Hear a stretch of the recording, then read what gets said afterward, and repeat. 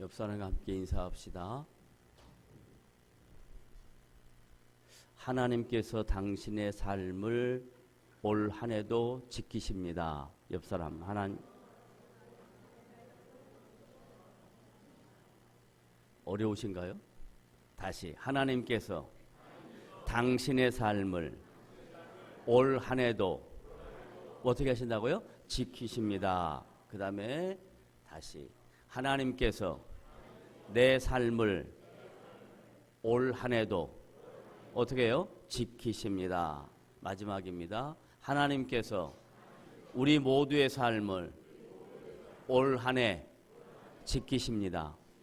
아멘.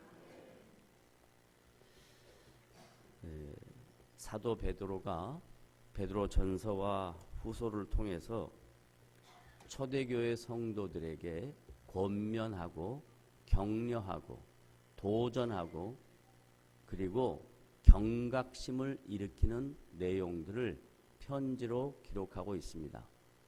오늘 읽은 본문은 경각심에 대한 내용입니다. 보편적으로 초대교회 성도들의 가치관 속에 주님이 약속하신 약속의 말씀을 믿지 못하고 이 세상이 영원할 것이다 라고 생각을 했습니다. 그게 2000년 전의 생각입니다. 그런데 이 2000년 전의 생각은 지금 신앙생활하는 교회 성도들에게도 동일하게 나타나는 현상 중에 하나입니다. 예수를 믿고 하나님의 자녀가 되었고 신자가 되어서 주일날 교회에 오는데 성경의 말씀을 믿지 못하는 경우가 있어요. 왜 믿지 못하느냐? 그건 이성으로 잘 이해가 안 되는 거예요. 뿐만 아니라 자기가 생각하고 있는 가치관이 있어서 세상은 멸망하지 않고 이렇게 좋은 세상은 더 좋아질 것이다 라는 막연한 기대가 있는 것입니다. 왜냐? 인간들이 못하는 게 없거든요. 모든 것을 인간의 이성으로 신적인 존재까지 도달하려고 하는 현상이 지금 우리가 살고 있는 이 시대에 팽배해 있습니다. 바벨탑 사건은 쉽게 인식할 수 있습니다. 그 당시 인간들이 신에게 도달하는 것을 높이 탑을 쌓으면 신께 도달할 수 있다. 그리고 인간의 능력, 인간의 한계가 없다라고 생각하고 바벨탑을 쌓았습니다. 근데 하나님께서 그 인간의 잘못된 가치관, 인간의 교만함을 보시고 모든 민족을 흩으셨습니다. 그래서 구음, 언어를 다양하게 했습니다. 그 전까지는 동일하게 의사소통이 됐는데 인간이 교만하고 인간의 이성으로 모든 것을 할 수 있다라고 착각을 해서 바벨탑을 쌓음으로 그 인간의 무모함, 교만함에 대하여 하나님이 징계하실 때 모든 민족을 여러 지역으로 흩어버리시고 그리고 언어를 다양하게 했습니다. 언어가 다양해졌다. 이 말은 문화가 다양해졌습니다. 가치관과 전통이 다양해졌습니다. 그래서 크게 동양과 서양의 사상이 나누어져 있습니다. 그런데 아이러니하게 지금 우리가 살고 있는 이 시대는 동양의 사상과 서양의 사상이 거의 하나로 묶어집니다.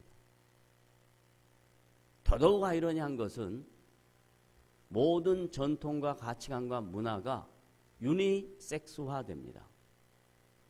그래서 한국에 살아도 미국에서 다른 나라에서 일어나고 있는 모든 일들을 IT라는 기술로, 테크놀로지라는 기술로 다 동일하게 공유합니다. 그래서 지금 이 시대 사람들은 어떤 생각을 하고 있냐? 이렇게 좋은 세상, 이게 끝이 난다는 게 말이 되냐? 이렇게 생각합니다. 근데 성경은 하나님이 약속한 내용들이 그대로 역사 속에 성취되었습니다. 그래서 성경 전체를 큰 아웃라인으로 뭐라고 이야기하냐면 하나님이 약속하신 예언, 언약, 카버넌트라고 얘기합니다. 그 언약은 하나님이 주도적으로 일방적으로 당신이 당신의 백성들에게 말씀으로 계시한 겁니다. 그리고 말씀으로 계시된 언약의 내용들이 역사 속에서 시 공간 안에 성취되었습니다. 가장 큰 성취는 하나님의 아들로 오실 예수 그리스도에 대한 예언, 언약입니다. 창세기 3장 15절부터 시작된 오리지널 가스풀이라고 하는 원시 복음이라고 하는 이 말씀이 시간이 지난 때에, 그때는 아무도 모릅니다. 때가 참에 하나님의 때에 하나님께서 그 아들을 여자에게서 나게 하셨습니다. 나게 하신 목적은 인류의 죄를 용서하시기 위하여 이 땅에 오게 하셨습니다. 하나님이 약속하신 약속의 내용 중에 가장 큰 성취가 하나님의 아들이 이 땅에 오신 거예요. 뿐만 아니라 구약 성경에 예언한 모든 내용들이 시 공간 속에서 성취되었습니다. 지금 신약에서 주님이 친히 마지막 때가 온다. 어떻게 오냐? 도적같이 온다라고 얘기합니다. 그래서 준비해라고 가르칩니다. 등불의 비유로 하나는 슬기로운 처녀, 하나는 어리석은 처녀, 이 10명의 처녀들에게 나누어서 하나는 지혜롭고 슬기롭게 등불을 준비하는, 밤에 도적같이 임하니까, 또 한쪽은 전혀 그런 일이 일어나지 않을 것이다 라고 생각하고 준비하지 않는, 밤이 오지 않을 거라고 생각해서 기름을 준비하지 않는 어리석은 처녀, 악한 처녀가 있다라고 말씀합니다. 마찬가지로 바울은 데살로니가전서 5장에서 주님이 분명히 다시 오신다 라고 예언합니다. 오늘 베드로는 동일한 베드로후서 3장에서 주님이 도적같이 임한다 라고 말씀합니다. 또 다른 사도 요한은 계시록 3장에서 주님은 다시 오신다 라고 말씀합니다. 그리고 계시록 22장 20절에 주 예수여 어서 오시옵소서 하고 마무리를 짓습니다. 다른 말로 말하면 신약시대의 성도들에게는 주님이 예언한 마지막 내용이 뭐냐? 땅끝까지 나가서 복음을 증거해라. 왜냐하면 땅끝까지 복음이 증거되지면 그제 내가 다시 오리라. 이렇게 말씀합니다. 다른 말로 표현하면 주님은 분명히 다시 오신다는 것이 그분의 약속이고 그 약속은 시 공간 속에서 성취될 것입니다. 그런데 초대교회 성도들이 이걸 못 믿는 거예요. 우습게 생각하는 거예요. 초대교회 성도들뿐만 아니라 지금 신앙생활하고 있는 성도들도 이 말씀을 우습게 생각하는 거예요. 못 믿는 거예요. 왜? 목사님이니까 성경에 있는 말씀 목사님이 알고 선포하는 것이지 이렇게 하지만, 여러분은 성경에 기록된 모든 말씀이 역사 속에서 시 공간 안에 분명히 성취됐다는 것을 믿어야 오늘 이 말씀이 여러분에게 의미가 있는 것입니다. 제가 묻겠습니다. 여러분은 성경에 기록된 하나님의 말씀이 역사 속에 시 공간 속에서 성취될 것을 믿으십니까? 그걸 믿으셔야 돼요. 그러면 이제 두 가지 본문 말씀 속에 베드로가 경고한 내용이 하나 있고 하나는 권면한 내용이 하나 있습니다. 경고한 내용은 뭐냐면, 야, 도적같이 임한다. 그 개념을 시간적 개념으로 이렇게 설명합니다. 천년이 뭐 같고? 하루 같고. 그 다음에 하루가 천년 같고. 이게 동일한 말 같은데 뉘앙스에 약간 차이가 있어요. 천년이 하루 같고 이 말은 절대로 이런 일이 안 일어날 것이다 라고 생각하는 거예요. 천년 지나지 봤지 않느냐? 이런 일 안 일어나지 않았느냐? 이렇게 생각하는 거예요. 그런데 성경은 야, 천년이 하루 같다. 이 말은 천년과 하루가 같은 개념은 아니지만 하나님의 시간 안에는 천년과 하루가 아무것도 아니다라는 이야기. 이걸 뭘로 얘기하냐면 광속으로 이야기합니다. 광속. 빛의 속도. 여러분 빛의 속도가 얼마나 빠른지 아십니까? 뿐만 아니라 이 지구의 역사가 수억만 년 전에 됐다고 그러죠. 그건 진화론자들이 이해할 때 이 시간의 개념을 자기들 방식대로 이해한 것이고 성경에는 시간의 주인이 하나님이다.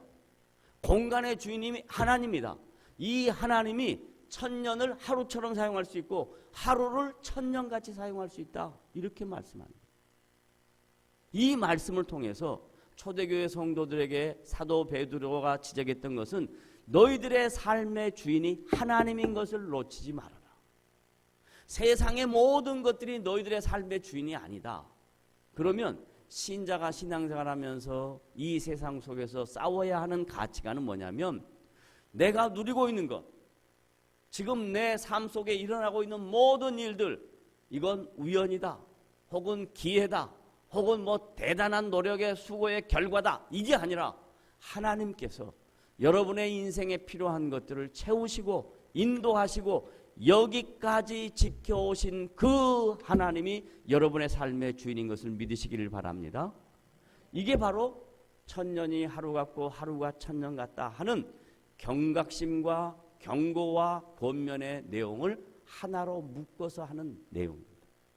그러면 하나님이 우리의 삶의 주인이라면 너희들이 잊지 말아야 할 것이 있다라고 본문에서 가르칩니다.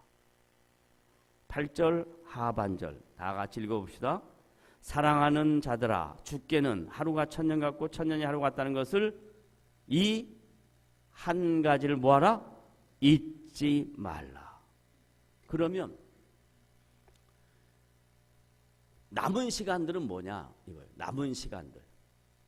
아직 재림이 임하기 전에, 주의 날이 임하기 전에, 하나님의 날이 임하기 전에, 그리스도의 날이 임하기 전에, 심판의 날이 임하기 전에 남은 시간들은 뭐냐 이거예요. 그건 텐션을 가져라, 긴장을 가져라 라는 이야기입니다. 긴장을 갖기 위해서 뭐 해야 되냐? 잊지 말아야 될 게 있어요. 뭘 잊지 말아야 되냐? 분명히 끝은 온다. 그러면 끝이 오기 전에 나에게 요구하는 건 뭐냐? 우리 모두에게 요구하는 건 뭐냐? 2018년 한 해를 시작하는 우리에게 하나님이 요구하는 건 뭘까?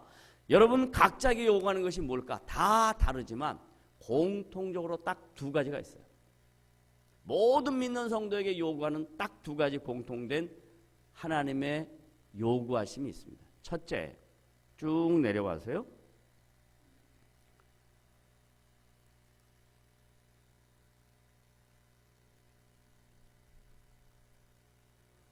11절입니다. 다 같이 함께 읽습니다. 시작. 이 모든 것이 이렇게 풀어지니 너희가 어떠한 사람이 되어야 마땅하냐. 야, 기가 막힌 표현이에요. 매우 인격적인 표현이에요. 이렇게 해라 라고 명령조로 말하지 아니하고 부가 의문문으로 얘기합니다. 너희들 이성 있지? 너희들 하나님이 주신 말씀 있지? 이 말씀을 믿고 이성적으로 잘 판단해서 어떤 사람이 되어야 하는가, 마땅한 일에 대하여 생각해보라. 어떤 사람이 되어야 하는가 잊지 말아라 하는 거예요. 여기도 어떠한 사람, 그것을 밑에 수식어로 두 가지로 설명했어요. 첫째 뭐예요? 거룩한 행실과 경건함. 따라합시다. 거룩한 행실. 두 번째 뭐예요? 경건함. 이건 분류시켜 놨지만 이 내용을 하나로 묶어보면 이런 겁니다. 구별된 가치관, 구별된 의식, 구별된 삶의 내용, 이런 겁니다. 그러면 구별된 삶의 내용, 의식, 가치관은 뭐냐? 세상 사람들은요, 마지막 때가 돼도 당장 내일 뭔 일이 생긴다 하더라도 다 자기 것 챙기는데 정신을 못 차립니다. 다 전부 자기 것 만들어가는 일에 정신을 못 차립니다. 그런데 마지막 때가 있다라고 믿고 주의 재림이 임할 것이라고 긴장함으로 사는 성도들에게는 뭐가 다르냐? 구별된 가치관이 뭐냐? 삶의 내용이 뭐냐? 삶의 의식이 뭐냐? 그것은 오늘, 지금 나에게 주어진 이 오늘, 그분 앞에서 어떻게 살아내야 할 것인가 고민하고 갈등하고 기도하고 주의 은혜를 구하는 것이고, 또 하나는 그 날들이 계속 이어져서 주님의 오실 날을 사모하는 마음이에요.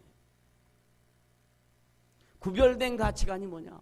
세상 사람들은 전부 다 자기 중심으로 살아가요. 그 자기 중심을 이렇게 말했습니다. 디모데후서 3장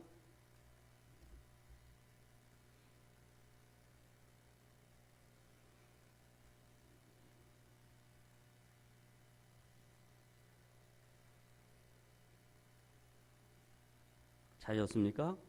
찾으셨으면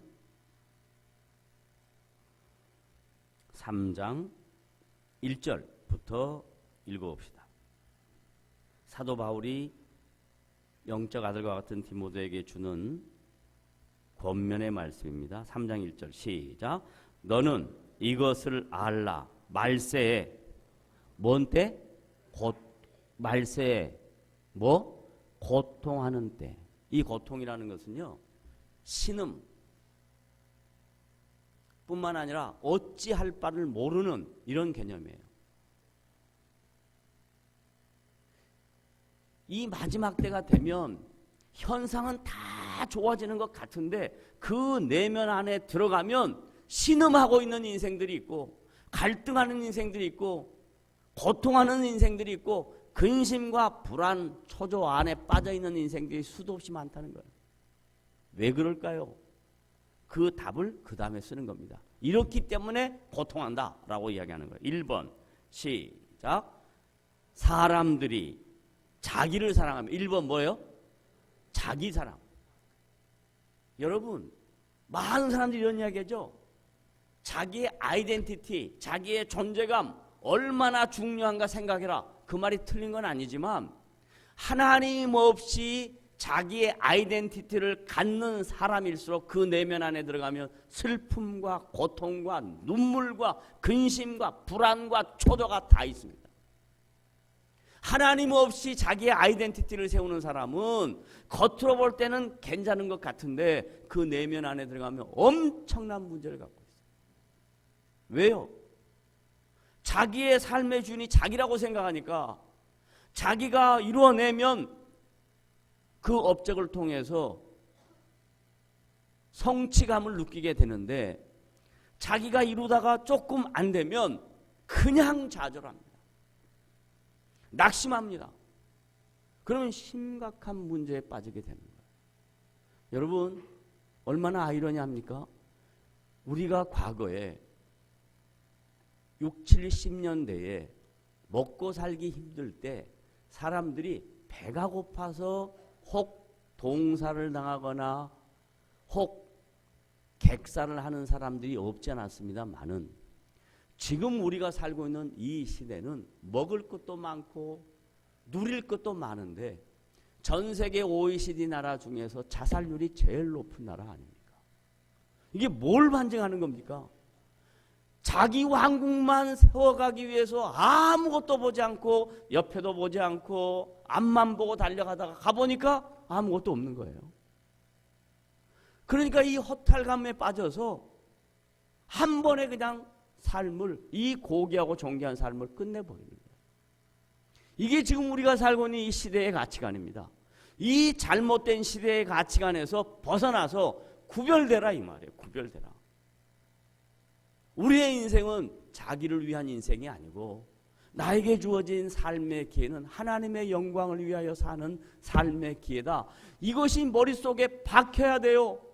그래야 여러분이 이 세상에 나가서 험한 풍파 속에서 견딜 수 있는 근거가 되는 겁니다. 따라합시다. 세상의 가치관을 벗어나 하나님의 영광을 위하여 살자. 마지막 때가 되면요, 사람들이 자기를 사랑하며 그 다음에 자기 사랑의 두 번째 따라오는 게 뭐예요? 돈을 사랑하며. 돈이라는 건 너무 필요한 우리의 삶의 수단입니다. 그래서 어디까지 가냐? 돈만 있으면 뭐든지 할 수 있다라고 생각해요.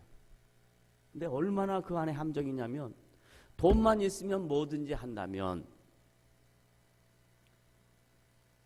S그룹의 회장님이 병원에 입원하셔서 수년 동안 무의식 상태에서 계실까요?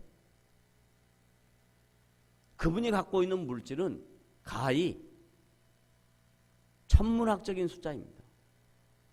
그런데 연명은 하지만 그는 코마 상태에 있습니다. 지금 여러분이 비록 재정이 넉넉하지 아니하고 삶의 물질이 풍요하지 않아도 하나님이 여러분의 인생 속에 건강을 허락하셔서 오늘도 건강하게 자기 발로 이 자리에 나와서 하나님 앞에 예배할 수 있는 이 은혜와 축복이 얼마나 큰 것입니까? 돈을 사랑해서 잠시 즐겁죠. 돈이 있으면 힘이 나죠.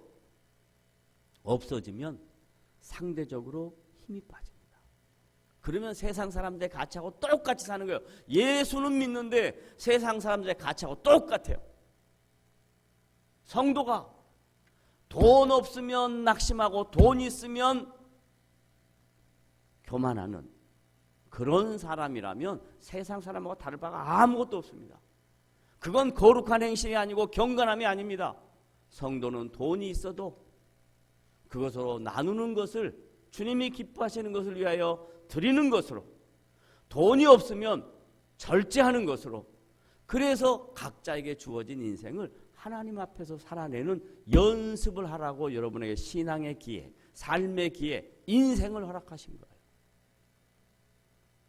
말세에 이것을 알아. 사람들이 자기를 사랑하며 돈을 사랑하며, 그 다음에 요거 하나만 더 하고 마치겠어요. 다른 걸로 넘어갑니다. 자, 자기를 사랑하며 돈을 사랑하며 바로 이어서 뭐가 오는 거예요? 자긍하며. 이게 멘탈입니다. 멘탈. 자긍하며. 자기만 전부예요. 옆 사람은 보지 않아요. 여러분, 우리가 살고 있는 이 삶이란 공동체의 삶이고 관계성의 삶입니다. 어느 누구도 혼자는 절대 못 삽니다. 함께 살아가도록 했습니다. 그러면 자긍한다는 것은 뭔 말이냐면 전부 다 너희들은 내 발밑에 있어. 이게 자긍이에요. 이 자긍을 없애는 구별된 가치관은 뭐냐면 언더스탠드입니다. 뭐라고요? 영어에서 기분 나쁜가요? 뭐라고요? 언더스탠드. 그 말이 이해하다 이 말인데 그 말이 아니고요. 내가 다른 사람 밑에 선다가 이해한다라는 얘기입니다. 여러분이 이해한다를 어떻게 이해하냐면 지금 제가 드리는 말을 알아들었어. 이게 이해가 아니에요. 그건 인식작용이에요. 인식작용. 이 말을 듣고 알아들었어. 그러면 그 말을 듣고 내려가는 겁니다. 그게 구별된 가치관이라는 거예요. 아무리 설명을 해도 아무리 말을 해도 그 말 들을 때만 인식해. 귀로 들어. 머리로 알아. 그것을 삶 속으로 바꾸어낼 때 그게 구별된 가치관이다. 무슨 말인지 이해가 된다? 그러면 된다 그러면 안 되죠. 뭐라고 해야 돼요? 내려갈게요. 이래야죠. 내려갈게요. 내려가라고요. 내려가라고요. 내려가야 그 다음에 거기서 변화가 생기고 그 다음에 거기서 역동성이 생기는 거예요. 그래서 세상은요 얼마나 이 교묘하냐면 이런 진리의 내용은 딱 빼먹고요. 그 진리의 내용에서 파생되는 것만 딱 뽑아요. 요즘 리더십이 뭔 줄 아십니까? 요즘 리더십은 팔로우 리더십이에요. 끌고 가는 리더십이 아니고 따라가는 리더십이에요. 왜 그러냐? 내려가야 사람들이 움직이더라. 이걸 안 거예요. 근데 본질적으로 기독교인 우리는 뭘 가르치냐? 이해라는 것은 하나님이 우리의 삶의 주인이고 그 삶의 주인 되신 하나님을 우리의 인생 속에 내려놓고 다른 사람들과 함께 어우러져 살아갈 때 그 사람의 존재감, 그 사람이 얼마나 존귀한 자인가 하는 것을 알아서 함께 어우러져 가는 것, 내려가는 연습을 하는 게 인생입니다. 그게 신앙의 자리고 내려가는 게 얼마나 어려워요. 그래서 어떤 분이 이런 얘기를 하더라고요. 자기는 그 사람의 인품을 인사하는 것으로 확인한다. 이렇게 말합니다. 왜요? 인사를 해보면 그 사람의 모습을 금방 알 수 있어요. 고개 좀 숙이기가 불편하십니까? 허리가 좀 많이 아프십니까?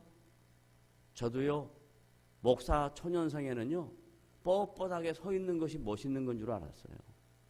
근데 지금 나이가 자꾸 들어가니까요, 고개를 숙이는 것이 얼마나 귀한 것인가를 알았어요. 그래서 될 수 있으면 누구를 만나든지 고개를 숙이려고 제가 생각을 합니다. 왜요? 이것이 구별된 가치관이에요. 구별된 가치관. 자긍하지 않는 거예요. 이것을 2018년도 새롭게 여러분이 가치로 장착을 하시면 여러분의 인생에 하나님의 도우심이 나타날 것입니다. 그 이상한 말도 안 되는 말로 현혹시켜서 심리적인 방법으로 혹은 여러분을 감정적으로 동원을 시켜서 올 한 해는 이룹시다. 이런 의지의 표현 갖고 되는 거 아닙니다. 올 한 해는 하나님께 눈물을 짭시다. 그래가지고 되는 거 아닙니다. 여러분의 인격체이기 때문에 이 말씀을 듣고 정확하게 깨달아서 그래 내 삶에 적용을 해야 되겠다. 내 삶에 내 것으로 만들어야 되겠다. 이런 마음을 가질 때 여러분의 인생에 변화가 나타날 줄을 믿으시기를 바랍니다.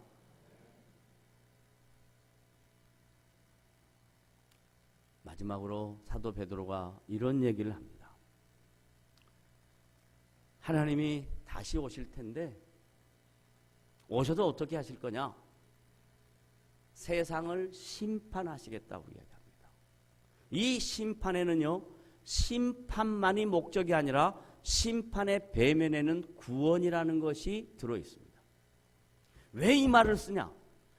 나는 끝까지 너희들이 돌아와서 회개하기를 기다린다. 이런 일이 있으니까 정신을 차리고 나에게로 돌아오라 라고 말씀합니다. 왜요? 거기가 본향이니까 그렇습니다. 왜요? 거기가 인생의 출발점이기 때문에 그렇습니다.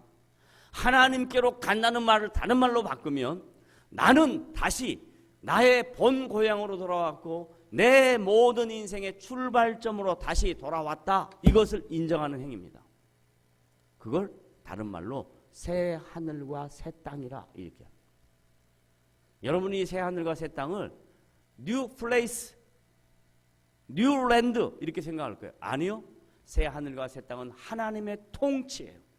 완전하신 하나님의 통치예요. 그것엔 눈물도 없고 슬픔도 없고 아픔도 없고 고통도 없고 모든 믿는 성도들이 함께 영적으로 세워져가는 그 새 하늘과 새 땅이 기다리고 있으니 이 세상 사람들처럼 자기만을 사랑하고 돈만을 사랑하고 자긍하지 말고 주님께로 돌아와 하나님의 통치를 받으면 새 하늘과 새 땅에서 너희들에게 주어질 상급이 풍성할 것이다 라고 사도 베드로가 초대교회 성도들을 권면하고 격려하고 경고하고 견책하는 내용이 지금 오늘 우리가 읽은 본문의 말씀의 핵심입니다. 그러면 이 말씀은 초대교회 성도들에게 주어진 것이 아니라 오늘 나에게 주어진 거예요. 여러분의 새로운 가치관, 여러분의 새로운 삶의 방식, 여러분의 새로운 삶의 태도, 이런 것들을 통해서 하나님이 여러분을 기쁘게 받으시고 여러분의 인생 속에 풍성함으로 열매 맺게 하시는 복된 새로운 한 해가 되시기를 주님의 이름으로 부탁을 드립니다.